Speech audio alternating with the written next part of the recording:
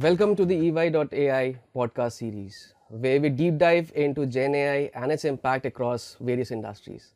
To be specific, we are going to talk about Gen AI and its transformative powers for CHROs and how it's going to help CHROs in executive decision making. Hi, I'm your host Ashish. I'm a partner with People Consulting EY India, and with me today are two eminent guests who have extensive experience in Gen AI and its capabilities. First up is Dr. Michael Hausman. He's a front runner in Gen AI, and he has extensive experience in working at the intersection of Gen AI and human psychology. Welcome, Dr. Hausman. Thank you so much for the invitation, Ashish. It's a pleasure to be here. Really happy to have you here, Dr. Hausman. The second guest with us is Mr. Anurag Malik. He leads people consulting for EY India. He's been a front runner in technology transformation and has been discussing and advising a lot of CHROs in India and abroad on how to manage change with technology, and now for the last few years, how to manage Gen AI in HR. Welcome, Anurag. Thank you, Ashish. Delighted to be here and privileged to do this podcast along with the thought leader like Mike. So welcome, Anurag. Thank you. Happy to have the both of you over here. First question to you, Mike. How do you think AI is going to reshape the HR as a function and its impact? Yeah. So I think there are really two ways that AI is going to transform HR. The first is largely driven by Gen AI, and it's going to be productivity improvements. These tools are productivity game changers, and there's research that shows when you give them to knowledge workers, you allow them to be far more productive, efficient, and to produce higher quality. And so we're going to see hyper efficient and hyper productive HR teams because these tools can amplify their powers. And likewise, you're going to see HR taking a role in reskilling and retraining the workforce in order to enable the rest of the company to benefit from these tools. So that's the first way. I think the second way is more around machine learning and its ability to enhance decision making within the organization.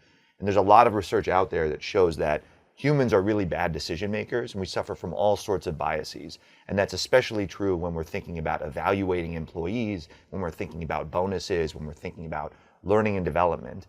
And so there's a field called people analytics that's really focused on using these tools to make the right decision around who to hire, around what to pay them, around how to onboard them, around how to mentor them, and ultimately around how and when to separate them.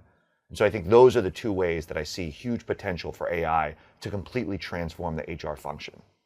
Fantastic. So according to you, it's efficiency and decision making. Anurag, the same question to you. What do you think and how AI is going to impact and reshape HR? I think AI is going to have a fundamental impact on the function. I think Mike gave some great examples. Maybe let me focus on the role of the CHRO, the HR leadership, just to add to what Mike's already said. I think AI can have a very significant impact in elevating the role of a CHRO and HR leader, making it more strategic, more data focused, more future focused. Been looking at this area, researching it in EY in fair amount of detail. And our belief is that based on today's available technology, I'm not even going into the future, I think there can be 35 to 40% impact in the efficiency of the HR functions in the next 24 to 30 months itself. Okay, so processes like onboarding, hiring, learning, HR operations, HR data centers, the potential impact on productivity is very, very high. And I think it's a great opportunity for HR. How prepared are the CHROs to be at the center of this change and to drive this change in their organization? So first to you, Anurag, and probably Mike, I'm going to come back to you on the same question. Yeah, thank you for asking that question, Ashish. Number one is what I call the AI literacy that HR leadership has today. Awareness is not a problem, but specific understanding of what's the impact of AI, what's the potential if you look at different HR processes, understanding of areas like ethics, AI governance, AI policies. I think they play a huge role in preparedness, and I think conviction and confidence that HR leaders have around taking this forward. Number two is a lot about the HR leaders themselves. I mean, how convinced are they about experimentation. We as EY have been advising HR leaders, actually CXOs across functions, that this is the year of experimentation. We believe that maybe dramatic improvements, visible improvements that AI is going to have on your processes are 12 months away. Okay? But next 12 months are about implementation, experimenting with AI technologies, running pilots, looking at where is it we're getting value, scaling it up into core HR processes. I think this is the year. And openness of an HR leader to making some of those experimentations, I think it's impacting preparedness a lot. Very insightful, Anurag. And if I throw the same question to you, Mike, how prepared do you think are CHROs to probably take this role? Yeah, I would say, and this is informed, I spent the first 5 years of my career building hiring and assessment software and would sell into a lot of call centers. And frankly, a bunch of those call centers were in India and the Philippines. And back then, 15 years ago, HR wasn't as data savvy as it is now, right? People analytics as a field was very, very early. And so I don't think they understood then the power of data and analytics to help them with productivity enhancement and decision making. Now I think it's a different world where HR, the CHRO, and all of the folks on their team do realize the power of AI and ML, right? Driven in part by things like Moneyball and all this research that's coming out that says, hey, this can allow you to get the most out of your people. And I think what's going to change is back then, I'll be honest, they weren't the most empowered buyers because I think the organization saw it as a cost center and not a revenue center. And I think that's going to change right now because what these tools are going to force organizations to do is reskill and retool and retrain their workforce. And that they're going to want their sales team, their marketing team, everyone to be sprinting and to be leveraging the latest and greatest in technology. And HR, we all know, is going to play a huge role. They're going to be center stage in terms of that learning and development effort. And so I think HR is ready. The CHROs I interact with understand this power. And now I think the organization is going to look to them for guidance and leadership around how do we take our organization and retrain them so that they can help us sprint ahead of our competition. So I'm excited to see kind of where that goes. And I think there's no question that the CHRO is going to be center stage. Super. Just for the viewers, recently we did a boot camp on Gen AI and HR for the top 35 CHROs in the country. And what we heard from them was that most of them were trying to demystify what AI is and its impact and ability to impact human resources as a function. And the second word, Anurag, you mentioned around a roadmap of how do they implement it and bring change in their organization. Yeah, so that resonates with these CHROs. A follow-up question to you, Anurag. What are the specifics for a CHRO and how do they get into the adoption of this Gen AI journey? It's extremely important to focus on building capabilities. A good adoption journey, a strong adoption journey has to be supported by a massive capability building effort across levels. You've got to look at employees across functions, across areas, giving them at least what we call a 101 in AI, the building the base level capabilities. You've got to, as HR leadership, focus on certain people across every function or areas of business. We call them translators, people who understand, people who are finance specialists, but with the right amount of AI capability building can become the translators for AI in finance, or translators in procurement, or translators in HR, etc.